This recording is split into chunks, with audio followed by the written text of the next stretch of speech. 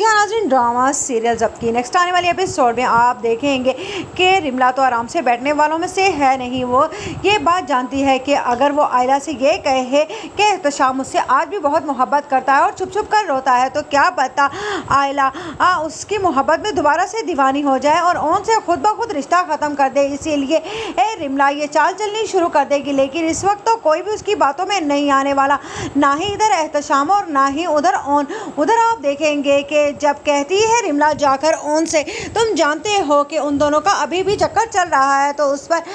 कहेगा ओन तुम मुझसे बात भी मत किया करो, तुमसे मैंने पहले भी कहा था कुछ भी हो जाए लेकिन मैं तुमसे हरगिज़ मोहब्बत नहीं करने वाला। जिस पर रिमला कहेगी मैं तुमसे कब कह रही हूँ कि तुम मुझसे मोहब्बत करो, लेकिन कम से कम अपनी बीवी पर तो ध्यान दो कि आजकल वो कहाँ रह रही है और किससे मिलजुल रही है। और जानबूझकर रिमला आमना सामना करवाएगी एहतशाम और आयला का, ताकि वो दोनों एक दूसरे को फिर से देखें और उनकी मोहब्बत सोई हुई फिर से जाग जाए। लेकिन इधर आयला साफ साफ कहती है रिमला से कि तुम शामी का जिक्र मेरे सामने दोबारा नहीं करोगे, वो तुम्हारा शौहर है और मैंने भी अपनी ज़िंदगी में उनको कबूल कर लिया है, क्योंकि मैं नहीं चाहती हूँ कि मेरे इस फैसले की वजह से मेरी माँ को भी सफ़र करना पड़े। उधर आप देखेंगे कि जब कहता है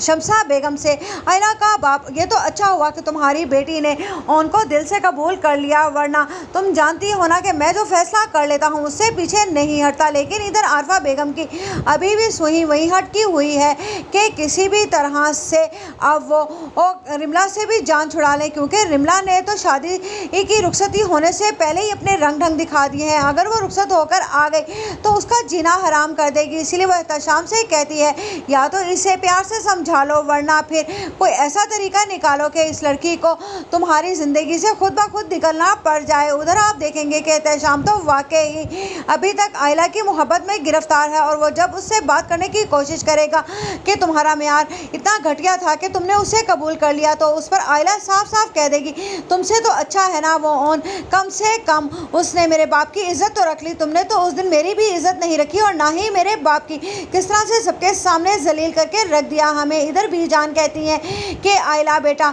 कुछ भी हो जाए उनका साथ मत छोड़ना, ये दुनिया बहुत ज़्यादा जालिम है, तुम्हें उल्टे सीधे मशवरे देने की कोशिश करेगी। और तुम जानती हो कि आजकल आरफा किस कदर परेशान है, उसने तुम्हें एहतशाम की ज़िंदगी से निकाल तो दिया था, लेकिन रिमला को उसकी ज़िंदगी में शामिल करने के बाद आज तक वो पछता रही, और मैं चाहती हूँ कि वो